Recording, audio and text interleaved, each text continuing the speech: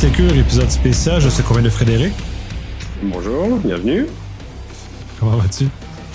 Très bien, très bien. Parfait. Aujourd'hui, on va commencer une courte série, mais quand même une série parce qu'il y a quand même plusieurs volets très intéressants dans lesquels on va découper sur l'intelligence artificielle.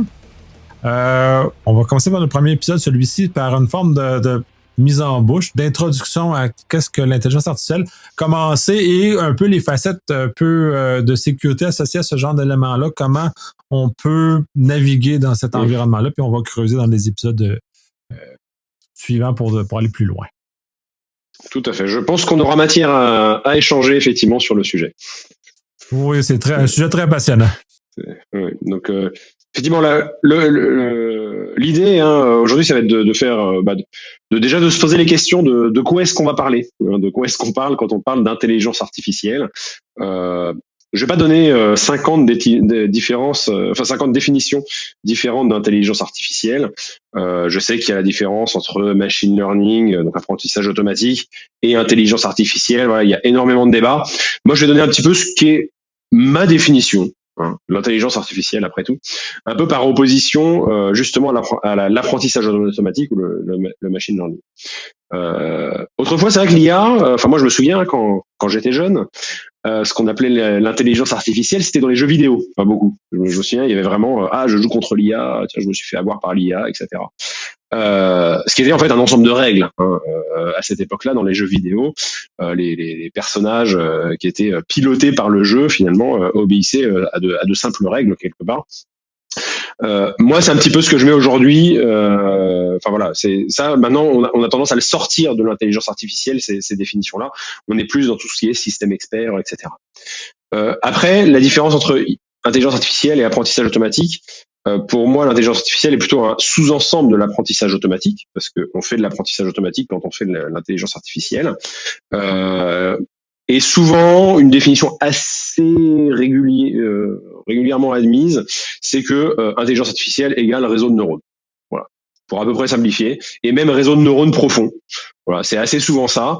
Et du coup, c'est un sous-ensemble effectivement de l'apprentissage automatique, dans lequel on va retrouver aussi plein d'autres techniques, tout ce qui va être les forêts aléatoires, toutes ces choses-là, d'autres algorithmes où en gros, l'apprentissage automatique, qu'est-ce que c'est? C'est on a des données en entrée et des sorties, et on va entraîner quelque chose, un truc au milieu, qui, lorsqu'il a une donnée d'entrée, donne la bonne sortie, et donc on va l'entraîner sur les données dont on connaît la valeur de sortie, évidemment. Et ensuite, le but, c'est qu'il soit capable de généraliser à des données qu'il n'a jamais vues en entraînement. Donc ça, il y a plein de techniques qui existent, dont le réseau de neurones, qui rentre du coup dans cette partie-là. Et généralement, moi, voilà, pour simplifier, je me dis intelligence artificielle égale réseau de neurones, parce que c'est à peu près ça. En tout cas, c'est ma définition. Oui, puis c'est le modèle le plus classique là, qu'on a. Puis ce qui est important aussi de savoir, c'est que la théorie des réseaux de neurones, elle date de beaucoup d'années aussi. Et là, parce qu'informatiquement parlant, c'est récent, ou relativement récent, c'est que la capacité computationnelle est très récente à la capacité de faire des réseaux neuronaux de bonne qualité qui permettent d'aller jusqu'à faire du machine learning ou faire les choses qu'on voit maintenant, mais si on remonte il y a 10 ans, c'était impossible d'avoir des machines qui étaient suffisamment performantes et pas trop énergivores également pour arriver à ce genre de choses qu'on voit, aux prouesses qu'on voit maintenant. Nous. Mais effectivement, moi, j'ai des souvenirs d'enfance. Donc, j'avais 10-15 ans. Donc, c'était il y a 25 ans, un peu plus. J'ai des souvenirs. En fait, j'avais, en l'occurrence, un cousin qui était un peu plus âgé que moi, qui travaillait, je crois, dans l'automobile, il me semble. Et en fait, qui travaillait sur des réseaux de neurones pour optimiser tout ce qui était mélange carburant, etc., tous ces sujets-là. Donc ça veut dire que ça fait quand même très très longtemps. Donc c'est des réseaux de neurones très simples. Et je sais pas pourquoi je me souviens. Je pense que parce que ça m'avait frappé. Je me dis mais qu'est-ce que c'est que cet objet-là? Qu'est-ce que c'est que ce truc? Comment est-ce qu'on peut faire des réseaux de neurones en informatique? Moi, je commençais à m'intéresser à l'informatique. Et donc ça existait déjà. Et ça existait aussi dans un autre domaine qui était, les premiers usages quelque part en production de manière intensive de réseaux de neurones. C'était dans le domaine bancaire pour tout ce qui est lecture de chèques. Tout ce qui est chèque de banque. Donc pour lire l'écriture manuscrite sur les chèques avec les chiffres et l'écriture en lettres, il y avait déjà à l'époque, c'était d'ailleurs les premiers réseaux convolutionnels qui sont encore aujourd'hui extrêmement utilisés, c'est pour tout ce qui est traitement d'image. Et donc ça, c'était là on parle de quelque chose il y a entre 20 et 30 ans. Pour moi, tu vois, tu as parlé de 10 ans à peu près. Ce que je dis souvent, c'est qu'il y a eu une révolution qui est aux alentours de l'année 2012. Donc effectivement, il y a 11-12 ans. Pourquoi ? Parce qu'en fait, en 2012, il s'est passé deux choses à peu près en même temps. Il y a eu, la première chose, c'est ce dont tu as parlé, la puissance de calcul. Notamment grâce aux cartes graphiques. Ce qui était donc on appelait ça carte graphique à l'époque. Maintenant c'est GPU, donc General Purpose Unit, et on appelait ça carte graphique parce que c'était utilisé justement par les jeux vidéo, enfin beaucoup dans les jeux vidéo. Et pourquoi est-ce que c'était utilisé beaucoup dans les jeux vidéo ? Parce que c'était des processeurs massivement parallèles. Et dans le jeu vidéo, en fait, on passe notre temps à faire du calcul massivement parallèle, du type j'ai une texture A et j'ai une texture B, et je veux les additionner en multipliant A fois 0,5 et B fois 0,8 par exemple. Hop, je prends ces deux textures-là, je les additionne en appliquant un facteur dessus, et ça me fait une nouvelle texture. Et donc les deux textures, c'était par exemple l'éclairage et la texture de mon mur, par exemple. Donc pour ça, on avait besoin de processeurs massivement parallèles. Et en fait, en 2012, Nvidia notamment, c'est le moment où il y a eu une forme de maturité dans l'environnement de développement fait par Nvidia pour ses processeurs graphiques, et où ils ont sorti quelque part cette capacité-là dédiée à l'affichage graphique. Ils l'ont sorti et ils l'ont rendu accessible à tout un chacun pour faire de la programmation. Donc à partir de ça, donc c'est ce qu'on appelle CUDA, l'environnement CUDA, on pouvait alors il y a quand même des petites subtilités quand on veut programmer comme ça, mais à peu de choses près, dans mon programme, en fait, je peux à un moment me dire, bah tiens, ces deux tableaux-là, je vais les additionner, et pouf, je vais utiliser ma carte graphique, et je vais les additionner de manière massivement parallèle. Donc ça, c'est en 2012, et il y a eu une autre chose en 2012, et c'est pas pour le coup c'est pas la puissance de calcul, et c'est lié à finalement, souvent on demande de quoi est-ce qu'on a besoin pour faire de l'intelligence artificielle. On a besoin de deux choses. On a besoin de puissance de calcul et on a besoin de données. Et en fait, en 2012, il y a eu, première chose, puissance de calcul, on vient d'en parler, et deuxième chose, des données.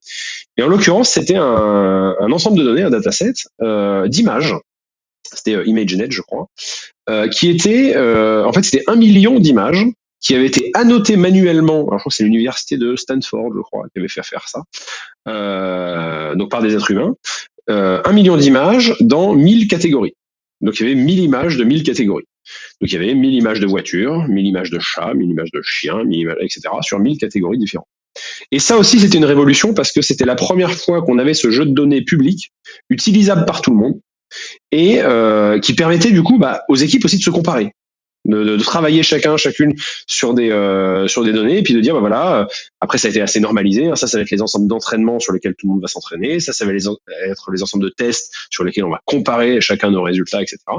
Et en fait, du coup, il y a eu un développement exponentiel, vraiment à partir de ce moment-là, et c'est pour ça que moi je me souviens quand je me suis formé à l'intelligence artificielle, c'était en 2016, on parlait beaucoup d'images.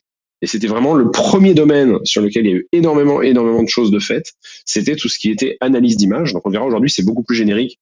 D'ailleurs, on va parler un peu cyber quand même aujourd'hui, avec l'intelligence artificielle. Mais c'est vrai qu'au début, c'était beaucoup dans les images, notamment parce qu'il y avait eu ce jeu de données-là qui avait été publié et sur lesquels il y a eu beaucoup de progrès. Donc, plein de modèles différents, etc. Plein de nouvelles techniques, à la fois d'architecture de modèles, mais aussi de techniques d'apprentissage. Parce que ça, c'est aussi très important. On sait aujourd'hui entraîner de manière très très efficace des modèles immenses. À l'époque, sur les mêmes architectures, on aurait été même si il y a 10 ans on avait disposé de la même puissance de calcul et des mêmes données, on aurait été incapable d'entraîner ces modèles. Donc 2012, donc là on est à peu près à 10-12 ans. Et c'est vrai que dans un certain nombre de domaines, on a commencé récemment, je dirais, à atteindre une forme de palier. En 2022, justement, il y a pas mal de gens qui commençaient à dire bon, voilà, est-ce qu'on n'a pas atteint un peu une petite pause où là, bon, ok, on a réussi à peu près à faire ce qu'on veut faire, on le fait bien, mais on fera pas beaucoup mieux prochainement, etc. Je sais qu'il y a eu pas mal de débats dans les années 2021-2022 là-dessus. Et puis là, il y a quelque chose dont on ne peut pas ne pas parler, qui nous est arrivé fin 2022. Fin 2022, il y a une petite entreprise Bon, une petite entreprise, il était 700 quand même, je crois à l'époque, 700 ou 1000, je sais plus. Non, une grosse entreprise quand même, qui a été très très forte parce que, en fait, ce qu'ils ont fait, bon, vous avez compris, je parle de OpenAI et de ChatGPT. Ce qu'ils ont fait, en fait, ils ont augmenté un peu la capacité technique par rapport à ce que d'autres avaient fait. Donc, ils ont fait un peu mieux que les autres. Dans certains domaines, ils ont fait aussi beaucoup mieux, mais enfin voilà, c'était un peu mieux que les autres. Ce qui a beaucoup vexé d'ailleurs dans le milieu, parce qu'il y a plein de gens qui ont dit mais ChatGPT, oui, bon, ok, c'est pas nouveau quoi. Enfin, c'est juste une évolution. Alors oui, c'est juste une évolution, mais c'est le principe même d'une révolution pour le coup, pour moi, c'est que une révolution, c'est parfois un incrément. Alors parfois c'est un incrément très très fort, ça arrive, mais parfois c'est un incrément graduel, mais qui permet de changer de paradigme. C'est-à-dire qui permet de faire des choses qui étaient vraiment pas envisageables avant. Et en fait, c'est un peu ça qu'a fait ChatGPT, enfin qu'a fait OpenAI. Et ils ont fait une autre chose très bien, c'est le marketing. Là, évidemment. C'est-à-dire que... Oui, ben, c'est là où on jouait, c'est d'avoir eu l'audace de sortir ces modèles-là publiquement. Parce qu'il y en a plusieurs, puis tu parles de vexer. Google a été probablement énormément vexé parce que eux ont beaucoup de recherches de ce côté-là. Ils ont d'excellents chercheurs, mais n'ont pas eu l'audace de rendre disponible ce modèle-là. On pourra débattre peut-être dans 5 ou 10 ans si c'était un bon choix. Mais à l'heure actuelle, un point de vue positionnement et justement de révolution, oui, OpenAI a créé une révolution. On a ramené dans la tête des gens de l'existence de ces éléments-là, qui avant n'étaient que des éléments de recommandation dans Amazon, dans Netflix, ou ainsi de suite. Maintenant, ben là, on a un objet à quel on peut discuter, là, face plus ou moins, mais quand même suffisamment pour que ça soit intéressant et ça soit crédible. Oui, et puis c'est vrai, et c'est là aussi où il y a un côté révolution, parce qu'il y a eu un palier de franchi. C'est que en fait tout le monde utilisait l'intelligence artificielle avant. Quand on faisait une requête sur Google, par exemple, il y avait déjà des moteurs de deep learning qui fonctionnaient derrière. Ils prennent nos mots, ils en font ce qu'on appelle des embeddings, etc. Ils comparent ça à des bases de données de tous les mots. C'est pour ça que déjà avant, si je tape un mot, et ben parfois il va me répondre avec d'autres mots, et en fait c'est cela que j'attendais, parce que c'est juste que je savais plus bien l'écrire, etc. Donc il y avait déjà de l'intelligence artificielle qu'on utilisait tous les jours, mais là les gens se sont rendus compte, c'est-à-dire que d'un coup ils ont eu un nouvel outil qui n'était pas une évolution incrémentale, parce que Google finalement s'est amélioré de manière incrémentale depuis 15-20 ans. Là c'était un nouvel outil, ils se sont dit waouh génial, en fait on peut faire tout ça avec un LLM. Donc ça a été effectivement une vraie révolution. Alors ce qui est assez amusant aussi, c'est que moi, je me souviens quand je me suis formé à l'intelligence artificielle en 2016, ou même quand on a créé la société en 2019, par exemple, il y avait un côté où il fallait absolument parler d'intelligence artificielle. Je veux dire, si on crée une société, si on veut vendre, se vendre, etc., il fallait absolument mettre de l'IA dedans parce que tout le monde attendait que ça, etc., au niveau des investisseurs, au niveau même des clients, tout ça. Et puis même, un peu plus tôt, quand je m'étais formé, c'était déjà j'ai envie de dire j'avais déjà le sentiment que c'était en haut de la vague. Finalement, tout le monde ne parlait que de ça. J'avais presque l'impression d'être en retard en arrivant en 2016, moi, sur l'intelligence artificielle. Et alors, je ne pensais pas qu'on pourrait en parler encore plus. Et vraiment, c'est ça qui m'a frappé. Fin 2022, donc novembre 2022, quand ChatGPT est sorti, c'est que depuis un an, c'est juste complètement dingue. Enfin, on en parle, mais encore 10 fois plus que je dirais il y a 2 ans. C'est peut-être à la différence parce que, tu sais, comme toi, ça fait longtemps que je sais qu'on en a un peu partout, ça s'est incrusté partout, mais ça n'a jamais été publicisé. Puis là, on est vraiment rendu dans l'état grand public parce que dans les présentations que je fais actuellement pour démystifier ça, ben, je veux dire, il n'y a rien de nouveau. Le ChatGPT n'a pas amené le AI dans le. C'était déjà là avant. On l'utilisait déjà avant en sécurité. On l'a déjà utilisé dans d'autres éléments de bien avant. C'est juste que là, il faut distinguer ce qui vient de nous apparaître de tout ce qui était avant aussi, parce que ça fait longtemps qu'on roule quand même avec du AI dans nos choses. Mais c'est comme tu disais, c'est le coût marketing. Ils se sont mis en avant-plan et ce n'est plus juste les spécialistes comme toi puis moi ou les investisseurs qui veulent voir ce mot-clé-là. Pour eux, c'est important parce que c'est gage d'avenir. Là, c'est mes parents. Là, c'est autre chose. Là, on est complètement ailleurs. Là, on est dans un autre niveau de discussion. Et là, c'est en tout cas, dans mon cas, de démystifier avec mes parents, par exemple, le fonctionnement du AI, ben là, c'est ça. Ouais, non, mais c'est ça, c'est vraiment et c'est aussi parce que je pense que le palier technologique a été franchi, ou quelqu'un qui l'utilise, qui est pas du tout habitué même au côté technique, etc., peut vraiment l'utiliser en disant oui, j'ai des bons résultats. C'est-à-dire que avant, enfin moi j'avais utilisé des fois l'IA pour de la génération de code, etc. Et oui, bah en fait, il y avait toutes les 3 lignes, il y avait une faute même de syntaxe, enfin là, des choses qui sont évidentes pour un humain. Et en fait, c'était extrêmement frustrant. Là, c'est vrai qu'avec ChatGPT, on a enlevé ce côté frustrant et qui fait que, enfin, je sais plus combien il y a eu d'utilisateurs. Enfin, on parle même plus. Enfin, là, ils ont passé les 100 millions il y a un moment, et c'est 100 millions de personnes qui peuvent l'utiliser en se disant, bah, c'est utilisable et ça peut même m'apporter quelque chose dans mon métier, etc. Alors clairement, après, ça a pas été sans lever un certain nombre de débats. Et, évidemment, je pense que depuis 1 an, on a quand même beaucoup débattu de ça. Notamment, il y a un débat que j'ai toujours beaucoup aimé, c'est le fait que ce qu'on appelle un LLM, Large Language Model, donc les grands modèles de langage, ce ne sont jamais que des perroquets. Alors, ce qu'il faut savoir, on revient un petit peu sur comment est-ce qu'on entraîne un modèle comme ça. On l'entraîne à prédire le caractère suivant. Et c'est vraiment ça.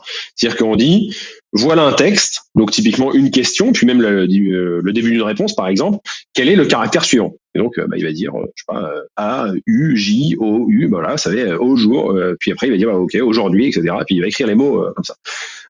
Et puis ça va faire des phrases, ça va faire du texte, ça va être cohérent.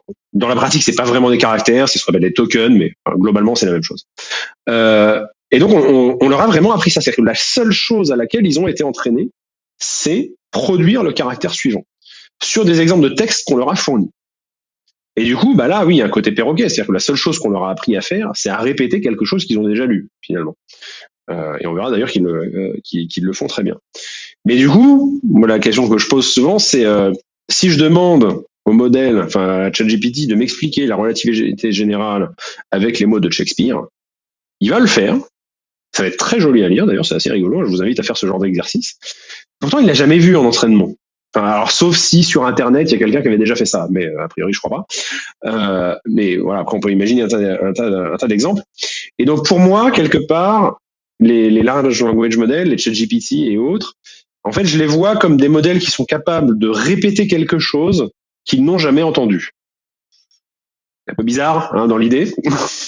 C'est-à-dire que on leur a appris à répéter, finalement, à produire des choses. Et ils ont été tellement bons, ils ont vu tellement de choses qu'ils ont généralisé, et c'est ça qu'on demande à ces algorithmes-là. Et en fait, c'est un perroquet à qui on a ajouté la capacité de généralisation, qui est justement le truc qui est assez génial dans l'intelligence artificielle. Et du coup, ils sont capables de répéter des choses qu'ils n'ont jamais entendues parce qu'ils sortent quelque part de leur domaine d'apprentissage. Et ça, ouais, c'est là où on a quelque chose de fondamentalement différent. Ouais, c'est ce que j'appelle remixer. C'est-à-dire, ils prennent 2 contenus différents et ils font un 3e contenu de ces 2 contenus-là d'origine, mais dans un concept, puis c'est comme tu le dis, c'est essentiellement aussi un perroquet. On a juste appris quel mot ou quelle lettre va suivre telle autre lettre. Donc, techniquement, ils ne savent pas le concept, mais ils sont capables, si on les place, à nous remixer ce genre d'éléments-là. Et c'est ce que j'aime beaucoup du AI génératif ou du LLM, c'est cette capacité-là à remixer en dehors. Puis c'est aussi là où je crois que les humains sont très fascinés par cet élément-là. Ils se laissent berner par la relative fonction mathématique que le LLM a et non sa capacité à comprendre réellement et donc de créer quelque chose de nouveau au sens où humainement on va créer quelque chose de nouveau. Là. C'est un peu différent à mon sens. Hein. Et c'est intéressant que tu parles de fonctions mathématiques parce que c'est pareil. Après, voilà, il y a aussi des débats sur est-ce que les LLM sont capables de comprendre quelque chose, voire même d'avoir des consciences, etc. Alors que ce ne sont que de pures fonctions mathématiques. C'est vraiment une fonction qui, en fonction d'une entrée, donne le caractère suivant. Et pourtant, la sortie, caractère après caractère, est hyper complexe. Alors moi, ce que je dis souvent, c'est que on peut un peu rapprocher ça même à ce que c'est que l'humanité. Finalement, dans le monde biologique, dans le monde plutôt de l'intelligence artificielle, il y a un concept qu'on appelle la loss. La loss, c'est l'objectif. C'est-à-dire c'est ce qu'on donne comme objectif à un modèle d'intelligence artificielle. On lui dit, voilà une entrée, voilà une sortie. Toi, ton objectif, c'est d'optimiser ta sortie avec justement ce qu'on appelle une loss, qui va être en gros, qu'est-ce que c'est qu'une loss, hein? C'est comme un enseignement où si la personne répond bon, on lui donne un sucre, et puis s'il répond pas bon, on tape dessus. Hein. En gros, c'est un petit peu ça la loss en apprentissage automatique.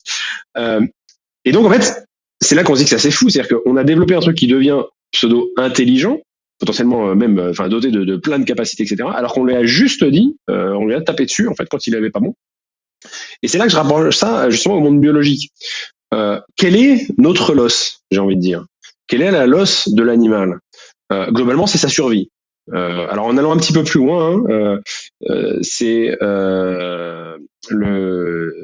à la fois la survie, et je crois, si on va un peu plus dans le détail, c'est l'absence de souffrance. En gros, c'est manger, ne pas souffrir, et je crois qu'il y en a un troisième que j'ai oublié. Mais en gros, à peu de choses près. C'est pas se reproduire. Voilà, c'est ça. Oui, la continuité de la race est nécessaire, justement, la continuité de l'espèce exactement. est inscrite très profondément. Voilà. Et en fait, la biologie, c'est quelque part, c'est ça. C'est-à-dire que les animaux, le règne animal, tout ce qui est la sélection naturelle, etc., ça répond à des objectifs qui sont extrêmement simples.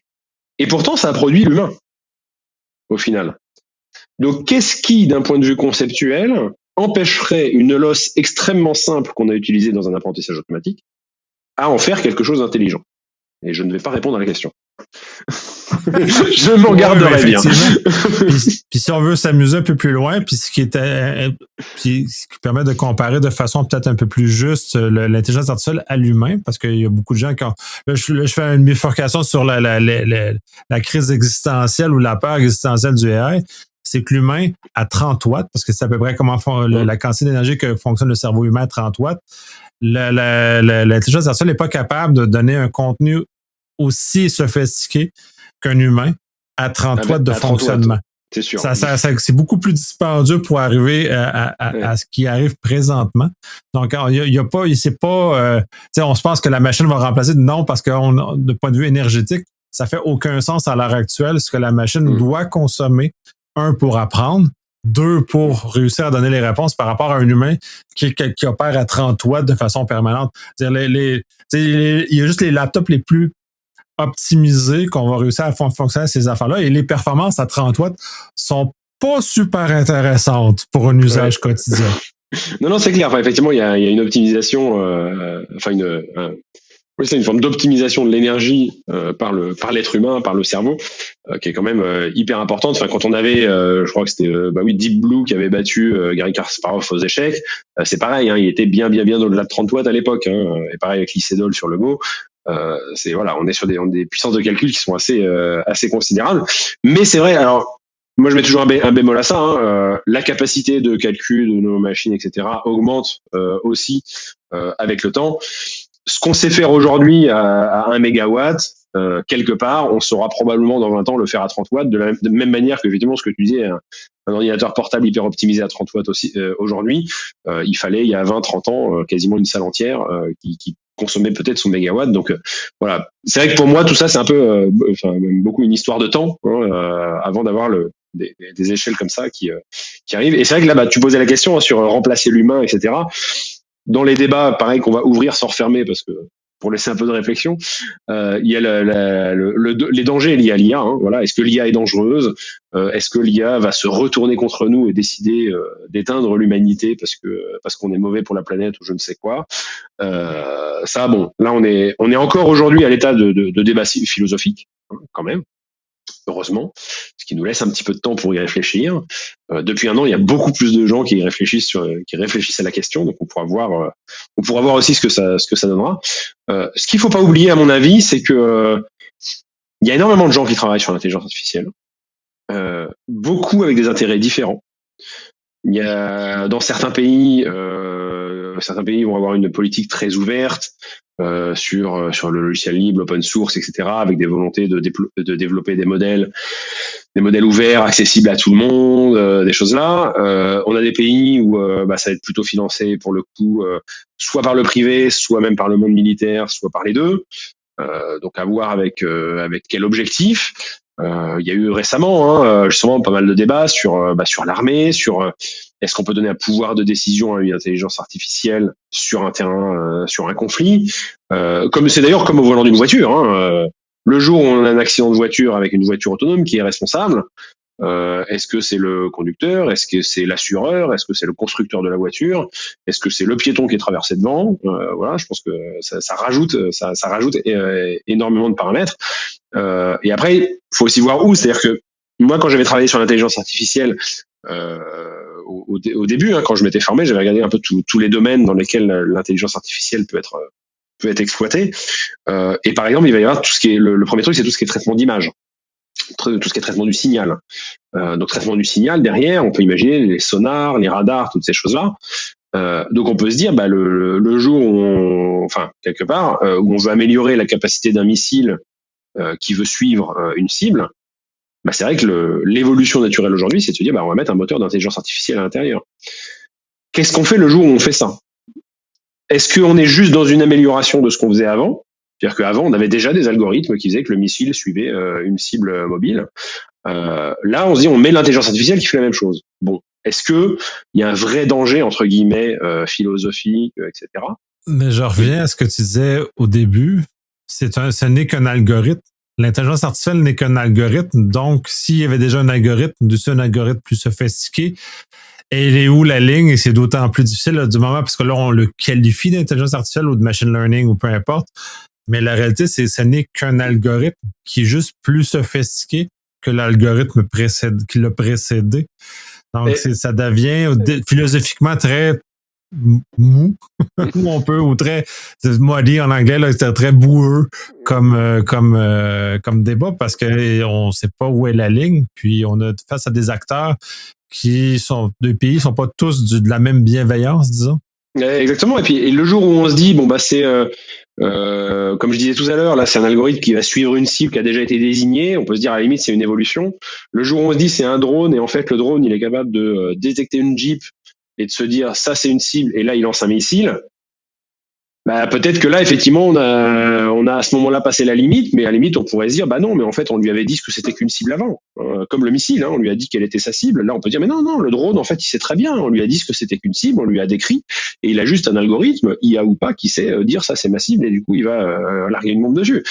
Moi ça me fait un peu peur quand même, ne me prenez pas pour un avocat de ces systèmes-là, parce que justement en fait voilà, à quel moment est-ce qu'on va mettre cette limite-là par rapport, et l'étape ultime étant, je sais pas, j'envoie une armée entièrement automatisée, et puis mon objectif, je dis, c'est éliminer les ennemis.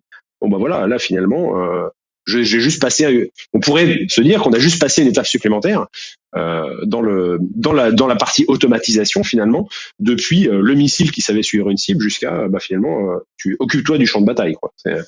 Mais c'est sûr que ça veut dire qu'on lui laisse prendre un certain nombre de décisions qui aujourd'hui clairement sont plutôt dévolues à l'humain. Donc, sur le monde militaire, il y a clairement, je pense, énormément de débats, énormément de questions à se poser. Certains États avancent très très vite sur le sujet. Certains États se posent pas énormément de questions. Je pense qu'il y a ça aussi. D'autres un peu plus. J'ai tendance à apprécier ceux qui se posent des questions sur ces débats-là, parce que ça peut effectivement changer pas mal de choses. Ce qui est intéressant, c'est que là, on a commencé à parler justement de tout ce qui est risque. Et on va parler justement aussi des risques cyber par rapport aux IA.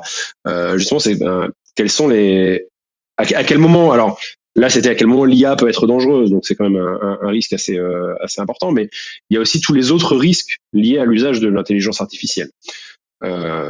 Une des choses importantes qu'il faut garder toujours en tête avec l'intelligence artificielle, c'est que, alors je vais pas dire on pourra jamais, parce que j'aime pas dire on pourra jamais, parce que souvent quand on dit ça, moi je trouve que quelqu'un qui dit on ne pourra jamais, généralement il a tort au bout d'un moment. Donc je ne dirais pas on pourra jamais, mais c'est très difficile de démontrer le bon fonctionnement d'une intelligence artificielle. Je pense par exemple au monde aéronautique. Dans l'aéronautique, il y a des normes qui sont extrêmement strictes, parce que il faut absolument démontrer que l'avion ne va pas aller au tapis. Donc dans les algorithmes, dans les commandes de vol, le jour où notamment Airbus qui a été très précurseur sur tout ce qui était numéralisation des commandes de vol, ils ont dû prouver par des preuves mathématiques sur le logiciel que le logiciel était fonctionnel et que il allait transmettre correctement les commandes de vol depuis la manette du pilote jusqu'aux ailerons et compagnie. Parce qu'on impose, les règles l'imposent. Le jour où on se dit qu'on met de l'intelligence artificielle là-dedans, alors là, je souhaite bon courage. hein, clairement. On avance énormément quand même sur le sujet. C'est-à-dire qu'il y a vraiment beaucoup de progrès qui sont faits sur démontrer justement le. Il y a beaucoup de recherches parce que c'est fait partir l'acceptabilité de l'intelligence artificielle repose énormément sur la capacité de prévoir qu'est-ce qui en sort et comment l'expliquer le fonctionnement, au même titre qu'on est capable d'anticiper jusqu'à un certain seuil le comportement des autres humains. Donc, on va être dans la même zone de confort pour l'humain. Donc, de s'assurer qu'il n'y aura pas une aberration qu'on ne peut pas comprendre dans l'algorithme, puis il n'est pas exclu qu'on n'ait pas d'aberration. Comme il y a des aberrations chez les humains, mais qu'en général, on est capable de repérer en somme toute assez bien. Là. Oui, parce que c'est vrai que dans certains domaines, on peut pas se passer de ça, hein, finalement. Et puis les algorithmes, j'ai envie de dire, c'est tellement génial. On parlait de justement d'analyse d'images, etc. La puissance est tellement forte par rapport à ce qui se faisait avant. Enfin, la puissance au sens les capacités, hein, tout ce qu'on peut faire avec, c'est tellement beaucoup mieux quelque part que ce qui se faisait avant, que ce serait dommage de pouvoir s'en passer. Après, il y a des techniques, hein, par exemple, ce que j'ai déjà vu, c'est justement parfois en fait ça peut être très difficile de prendre la décision dans certains problèmes, mais c'est très difficile de prouver que c'est la bonne. Donc du coup, on peut utiliser l'intelligence artificielle pour obtenir la solution du problème, et puis en fait, juste avoir un algorithme à côté qui va vérifier que c'est la bonne solution du problème. Et si c'est pas la bonne, on jette la solution et puis on trouve un autre moyen. Ou on lui demande d'en générer plusieurs, et on est capable de les classer, etc. Et du coup, on est capable de dire, voilà, c'est celle-là qui va être la bonne, etc. Donc, il y a quand même un certain nombre de moyens, mais assez peu qui vont rentrer à l'intérieur du moteur d'intelligence artificielle. Donc ça, c'est un premier risque. Il faut vraiment garder toujours en tête qu'elle peut se tromper. Le travail de celui qui va entraîner, faire le modèle, etc., c'est évidemment de minimiser ce risque au maximum, ce qui fait que parfois il peut être extrêmement faible quand même. Hein. Enfin, sur certaines choses, il va être très très faible. Tant qu'on est dans un domaine, dans une utilisation normale. Après, il y a le problème de ce qu'on appelle les attaques adverses. C'est quelqu'un qui va volontairement vouloir faire prendre une mauvaise décision à un algorithme d'intelligence artificielle. Et là, effectivement, ça c'est un vrai défaut des intelligences artificielles, c'est qu'elles sont très susceptibles à ce risque-là. L'exemple de l'image d'un panda et on le met sur le truc et il nous dit c'est une théière, voilà. Absolument aucun humain se fera avoir. Pourtant, on arrive à faire dire que l'image de panda, elle est à peu près n'importe quoi à une intelligence artificielle par des modifications qui sont même imperceptibles à l'œil humain. Et c'est ça qui est rigolo, c'est qu'on peut vraiment les berner complètement. Et donc, ça c'est un sujet qui est quand même assez important, tout ce qui est attaque adverse. On a un avantage en cyber, c'est que, parce que les gens me disent souvent ça, voilà, vous faites de l'IA pour de la détection en cyber, etc. Qu'est-ce qui nous prouve qu'un adversaire peut pas contourner ça? J'ai envie de dire, on est en cyber, quoi. Enfin, en cyber, c'est notre métier, les attaques adverses. On n'a pas attendu les intelligences artificielles pour avoir des adversaires, quoi. Enfin, on n'est pas une voiture autonome. Oui, elle n'est pas dans le principe à essayer de se chercher. Enfin, elle cherche pas de base à se défendre d'une attaque adverse, parce que sur la route, il y en a quand même assez peu. J'ai envie de dire. En cyber, il y a que ça. Oui, c'est un monde de différence. Puis quand tu expliques ça aux ingénieurs qui sont peu importe dans leur champ de compétences. Quand ils analysent, puis c'est justement comme ça qu'un ingénieur automobile, il ne réfléchit jamais en version adverse parce que ça n'existe pas. Nous, en cyber, ça existe. Dans certains autres corps de l'armée, par exemple, ça va exister. Où c'est des notions où il y a quelqu'un qui volontairement veut briser ton système. Ceux qui construisent les ponts, par exemple, tu parlais d'automobile, mais les ponts, il n'y a pas de système qui est là pour briser le pont. Le pont, c'est prévisible. Le vent est prévisible, la gravité est prévisible, l'utilisation, la vibration, tout ça est prévisible, mathématiquement prouvé, c'est déjà fait, puis c'est bien. Mais quand on arrive, nous, en cyber, c'est là, on a quelqu'un qui veut changer. Donc, il va changer la gravité, par exemple, juste pour emmerder. Il va changer la gravité, puis le pont, il réagira pas de la même façon. Il va changer les vents, il va changer le climat, il va changer la façon que le pont est dans son environnement. Et c'est ça, là, en cyber. Nous, on est habitués de traiter avec des adversaires qui vont transformer le système en des façons qui n'étaient pas prévues pour ça. Exactement. Donc, on n'a pas le choix, en fait. Enfin, depuis le départ, en fait, il faut absolument que nos algorithmes soient résistants aux attaques adverses. Après, oui, le principe même d'une attaque adverse, en cyber, avant ou après l'intelligence artificielle, Le fait est qu'il y a toujours des attaquants qui continuent à passer. Donc le fait est que même avec l'intelligence artificielle aujourd'hui, qui commence à beaucoup se développer en cyber, les attaquants continuent à passer. Alors de moins en moins, mais ils sont aussi, ils progressent aussi. Donc voilà, ils continuent toujours à passer. Puis ça va continuer un petit moment, je pense comme ça. Donc après, c'est à nous, quand on fait un algorithme, mais du coup, intelligence artificielle ou pas, de se dire, de faire l'évaluation, de dire qu'est-ce qui permet de le contourner, comment est-ce que nous on se prémunit. Il y a pas mal de techniques pour ça, c'est détecter les tentatives de contournement, par exemple. Ça, c'est une technique qui marche généralement assez bien, et de se dire, finalement, si quelqu'un essaye de me contourner, que je sache dire que c'est malveillant ou pas, c'est probablement que ça l'est en fait. C'est-à-dire que mon algo d'IA, je sais qu'il va pas marcher, mais je vois quelqu'un qui essaie de me contourner, c'est sans doute que c'est malveillant. Mais de la même manière que par exemple, si je fais de l'exécution dynamique, ce qu'on appelle la sandbox, donc j'exécute un virus en exécution dynamique et je vois qu'il essaye de savoir s'il est dans un environnement d'exécution dynamique, c'est sans doute qu'il est malveillant parce que normalement le logiciel fait pas ça. Sauf, moi je dis toujours, quand on a un logiciel qui fait des choses bizarres, c'est soit un jeu vidéo, soit un antivirus, soit un virus. C'est les trois gammes de trucs. Notamment, puis pour l'avoir travaillé beaucoup dans ces environnements-là où on met des ADR en place, on met des systèmes en place de surveillance et de choses. Et c'est là qu'on constate que les plus vieux logiciels utilisaient des manœuvres non documentés étranges qui lèvent des alarmes en fou. Donc, puis c'était dans le fonctionnement normal. Puis ça, c'est juste que le développeur qui l'a fait a décidé que c'était plus optimal comme ça.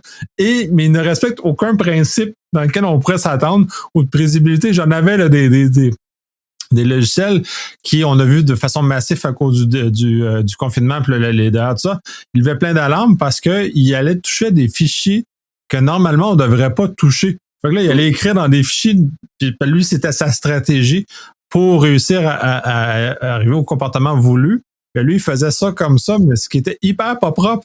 Puis là, tu regardes ça, tu fais comme, ouais, mais pourquoi? Fait que là, on est pris comme ça, mais tu parles des jeux vidéo, entre autres, certains logiciels de sécurité, tu parlais d'antivirus, mais les logiciels de sécurité en général font des affaires étranges, pas tout le temps bien propres, ça lève des alarmes, ça brise tout, là. Oui, et puis après il y a des langages, là on dévie du sujet de l'intelligence artificielle, mais il y a des langages qui sont juste abominables. Je sais que nous on travaille par exemple pas mal sur la détection du PowerShell. Le PowerShell, en fait, il n'y a pas un PowerShell qui a pas l'air malveillant. C'est de base, c'est fait pour faire des tâches d'administration déjà, donc ça se connecte de partout dans tous les sens, ça ouvre des fichiers, c'est genre un ransomware, il fait pas plus. Donc oui, après il y a la difficulté aussi de savoir qu'est-ce que c'est. C'est exactement ce que tu viens de dire. C'est qu'est-ce que c'est qu'un comportement malveillant. Finalement, dans énormément de cas, il y a plein de choses qui se veulent bienveillantes, mais qui ressemblent quand même énormément à des comportements malveillants. Et en PowerShell, je vous assure que ça arrive. Une parenthèse là-dessus, puis là, c'est drôle, puis là, je dévie, mais ensuite, je referme la parenthèse. Depuis les 6 derniers mois, à peu près au moment de l'enregistrement, on enregistre fin novembre, il a été remarqué que les adversaires étatiques vont utiliser ce qu'avait le LOLBIN, Living of the Land. Et justement, quand tu parles de PowerShell, c'est exactement ça. Fait que les attaquants, maintenant, ont commencé à utiliser que des choses standards dans les systèmes qui viennent ajouter une douleur extrême à la détection. Fermeture de la parenthèse. On en reparlera dans une autre séquence, mais quand tu parles de PowerShell, ça m'a fait vraiment penser à cet élément-là, qui est d'une chose. Puis en plus, les personnes qui trament du PowerShell ne sont pas des développeurs de formation. Donc, ils font à peu près tout et n'importe quoi, non standard et non prévisible. Et petit clin d'œil pour la personne de mon équipe qui travaille en ce moment là-dessus, qui pleure tous les jours, à se dire mais je sais pas, il pense qu'il vit dans l'enfer sur terre là en ce moment. Il se dit mais qu'ont fait les concepteurs de ce langage? Donc, petite pensée à toi. Je pense qu'il appréciera. Si on revient effectivement sur les risques liés à l'intelligence artificielle, pour moi il y a aussi un risque qui est important. Et ça, c'est quelque chose, je pense qu'il faut en être conscient. C'est tout ce qui est lié à la fuite d'informations par les modèles. Alors ça, qu'est-ce qu'on entend par là? Il y a plusieurs exemples. Il y a un exemple concret. On va repartir. J'aime bien mon exemple de l'autodirecteur de missile, parce que je pense que c'est des choses sur lesquelles on va arriver, à mon avis, à des algorithmes d'intelligence artificielle. Autodirecteur de missile ou radar ou choses comme ça. Ces trucs-là, on va les entraîner forcément sur des données à un moment donné. C'est-à-dire qu'on va se dire, voilà, on va prendre des choses représentatives d'une cible, etc. Et puis on va vouloir entraîner le truc pour qu'il sache identifier les cibles, tout ça. Mais sauf que si vous parlez à peu près n'importe quelle armée du monde, un catalogue d'une signature thermique ou radar de à peu près n'importe quel équipement, les leurs ou ceux des autres d'ailleurs, c'est hautement confidentiel. Forcément. C'est-à-dire que tel pays ne veut pas que les autres aient les signatures radar et thermiques de ses équipements et ne veut pas non plus dire qu'il a les signatures radar et thermiques des autres et à quel point il les a, avec quel niveau de précision, etc., etc. Donc imaginez, vous prenez votre système, vous l'entraînez, et puis votre missile tombe et il explose pas, par exemple. Ou bien vous exportez votre missile à un pays à peu près ami, on va dire, et puis finalement il se trouve que plus tard il est plus ami, ou bien le missile tombe dans nos mauvaises mains, etc. La question évidemment, c'est est-ce que depuis le modèle qui va être embarqué dans le missile, on peut remonter aux données d'entraînement? Et ça, en intelligence artificielle, oui. Toujours pareil, dans une certaine mesure, évidemment. Il va toujours y avoir des limites. Moi, je réfléchis beaucoup sur les modèles d'intelligence artificielle en termes de capacité d'information. Un LLM, par exemple, je sais pas, si on prend les récents, là, nous on travaille sur des LLM qui font 4, 7 gigaoctets, par exemple. 7 gigaoctets, c'est la taille de base, et 4 une fois qu'ils ont été un peu réduits. En gros, de manière très très schématique, ça veut dire que ce modèle-là, en fait, ces valeurs-là, les gigaoctets, là, c'est tous les poids qu'il y a dans le modèle, donc c'est plein de nombres, c'est que des nombres, il n'y a pas un texte, il n'y a rien dedans. Mais ça représente un peu le volume d'informations qu'il est capable de stocker. À une particularité près, c'est qu'il est devenu un petit peu intelligent, le bonhomme. Et en fait, si on se dit, ok, je vais lui apprendre des livres, et donc je vais lui mettre 100 gigas de livres, et donc de toute façon, il fait que 4 gigas, et donc il pourra pas les apprendre par cœur, c'est faux. Parce que justement, il va devenir un peu intelligent et il va pas retenir les mots les uns après les autres parce qu'il va connaître la grammaire. Il aura plus besoin de savoir ce que c'est qu'une phrase grammaire, une phrase grammaticalement correcte ou incorrecte. De la même manière, si vous l'entraînez sur des images, par exemple, il va pas retenir les images de fleurs. Ça, c'est un autre usage d'ailleurs des algorithmes d'intelligence artificielle, c'est pour faire de la compression. On peut avoir des algorithmes d'intelligence artificielle de manière très très schématique.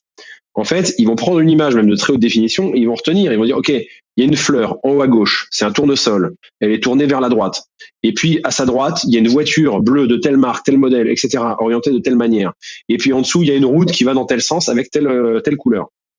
Toutes les informations que je viens de dire là, ça tient peut-être en 150 octets. Et pourtant, ça définit une image en haute définition. Donc ce qu'il faut quand même voir, c'est que le principe même des réseaux de neurones, ça leur donne une capacité de compression d'informations qui est assez extraordinaire. Donc attention, quand on réfléchit en termes de quantité d'informations, etc., théorie de l'information, quoi, de quelle quantité d'informations on a pu ingurgiter dans le modèle, ce qu'il faut voir, c'est que le modèle utilise cette capacité d'abstraction pour en utiliser pour en stocker beaucoup plus. Ce qui veut dire que c'est ça, il mémorise pas. Exactement. Il fait juste comprendre le concept, si on veut, là, comme tu mentionnais. Et donc, de la compréhension, c'est minuscule, la compréhension. Ça, il comprend pas vraiment, mais son modèle mathématique lui fait comprendre en quelque sorte un certain nombre de choses. Puis là, on parle du LLM parce que c'est ce qui est très populaire, ou le génératif.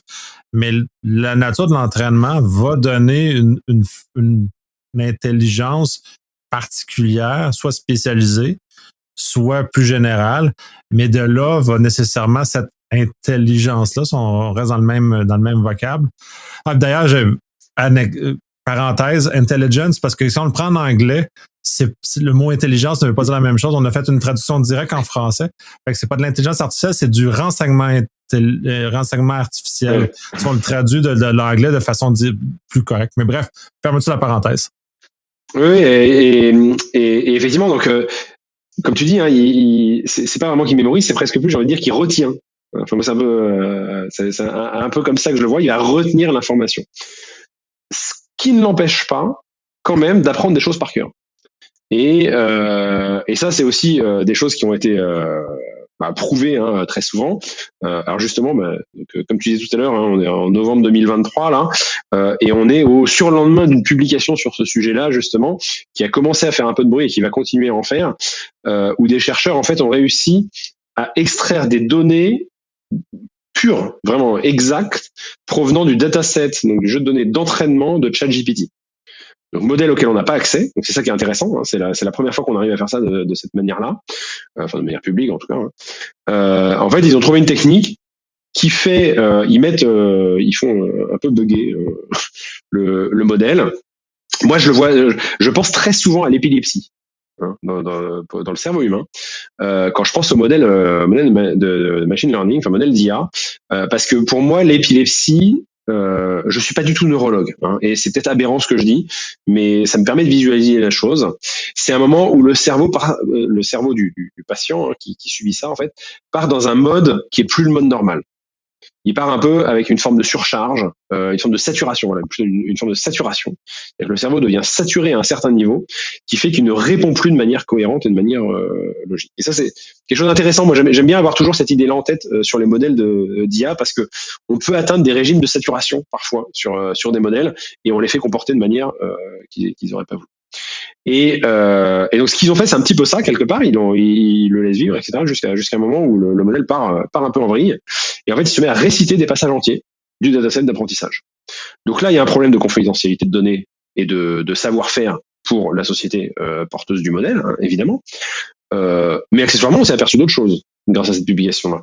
C'est que dans les données qu'il a régurgitées telles quelles, il y a de la donnée personnelle. Et là, il y a de la vraie donnée personnelle. Enfin, il y a plusieurs exemples, hein, qu'ils ont cités. Donc sans doute sans le consentement des personnes.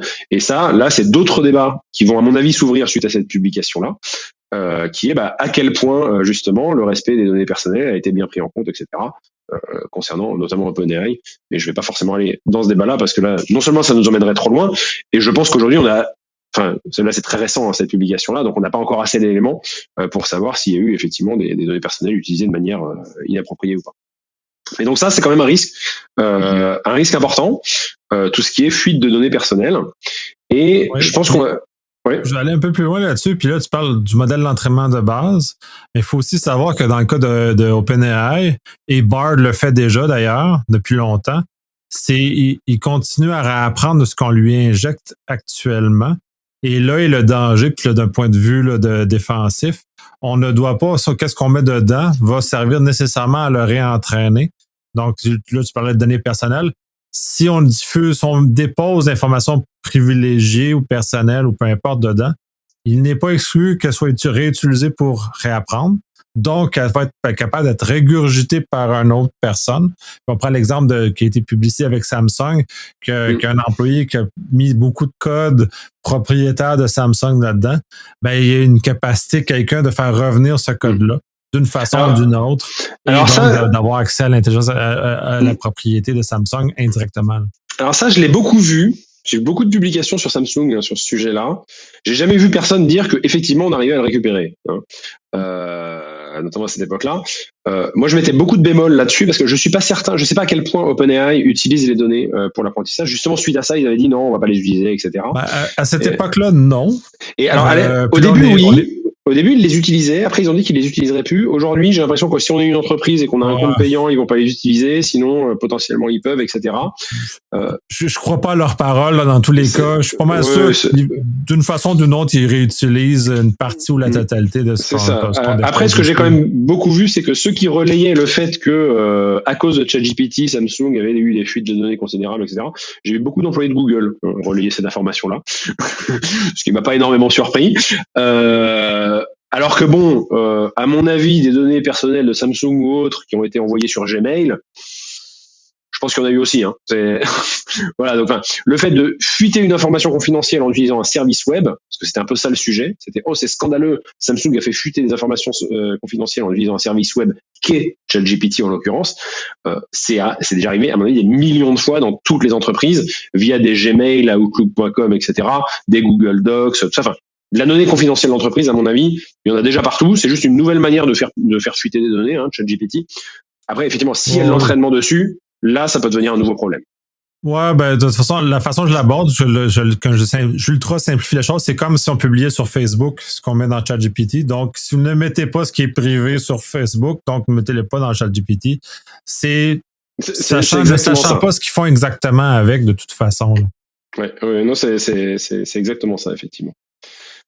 Après, il y a un autre risque lié à tout ce qui est intelligence artificielle. Mais je pense qu'on va le garder pour la prochaine fois. Comme ça, on va pouvoir faire un peu de teasing. Ça va être tout ce qui va être lié aux fake news, génération de données, toutes ces choses-là. Là, on n'est plus dans le risque de l'intelligence artificielle en elle-même. On est dans les usages potentiels de l'intelligence artificielle. Et c'est pour ça que je vous propose que la prochaine fois, on évoque un peu ces sujets-là d'usage, et notamment les usages potentiellement offensifs. Et donc, tout ce qui va être autour des fake news, deepfake, etc. Je pense qu'on va encore avoir un petit peu de matière là-dessus. Notamment, puis on va aller avec dans le volet offensif aussi, les biais, parce que les biais de l'apprentissage ont une conséquence. Bon, il y a des conséquences qui commencent à être documentées énormément au niveau de l'éthique, mais au niveau offensif, c'est du moment qu'on comprend le biais de la technologie. Puis tu parlais l'exemple qu'une image peut être prise pour une théière, un panda peut être pour une théière, est un exemple d'usage offensif qui peut être utilisé contre le AI, justement, pour le faire croire autre chose qui serait supposé. Et du moment qu'on connaît les biais, ça c'est un exemple. Là. Ceci, c'était drôle parce que la pixelisation qui fait qu'il il se trompe. Et de là, d'aller plus loin. Puis ça aussi, on va aborder ça la prochaine fois. Parce que là, on a largement débordé ce qu'on voulait faire. Là. Voilà, donc c'est bon. Après, c'est un sujet, je pense, et effectivement, on a de quoi en parler pour un petit moment. Et voilà, le but d'aujourd'hui, c'était cette partie un peu introduction. C'est toujours difficile, effectivement, de parler d'intelligence artificielle sans parler des LLM, de ChatGPT, etc. Donc forcément, voilà, on a aussi alimenter ça d'anecdotes, avec quelques sujets quand même pas mal liés à la cyber aussi, sur tous les risques, fuite de données, toutes ces choses-là. Et je pense que la prochaine fois, on pourra aller voilà sur cette partie cyber-offensive et les risques liés plus aux usages finalement de l'intelligence artificielle. Oui, qui devient un outil qui amplifie énormément, puis en même temps, puis ça va être bien d'en parler de comme ça, parce qu'il y a beaucoup tant qu'à moi, de gens avec des épouvantails qui se prennent avec leur épouvantail. C'est pas si pire que ça. C'est dans des cas d'usage très spécifiques. Puis c'est ça, c'est pas la fin du monde. Là. J'imagine que les compagnies qui ont des logiciels à vendre, ils vont dire que c'est la fin du monde, mais la réalité, c'est pas tant la fin du monde que ça, l'arrivée de l'intelligence artificielle, autant pour les défensifs, parce qu'on va aborder aussi le volet défensif que l'offensif aussi. Je pense qu'on est juste à égalité, encore une fois. Le niveau augmente à la même vitesse des deux côtés. Là. Oui, rassurez-vous, on parlera des deux. On parlera de l'offensif, mais aussi du défensif quand même. On essaiera de pas rester sur. C'est très important. Excellent. Fait qu'on va conclure sur ça avant de commencer d'ouvrir une autre parenthèse qu'on va de la difficulté à fermer. Je te remercie énormément. C'est un sujet très passionnant. Je pense qu'on va avoir au minimum 2 autres épisodes enregistrés, c'est pas plus, sur le sujet parce que clairement, ça soulève les passions et c'est très riche comme sujet. Merci. Merci beaucoup à toi. Merci beaucoup à vous de nous avoir écoutés sur cet épisode.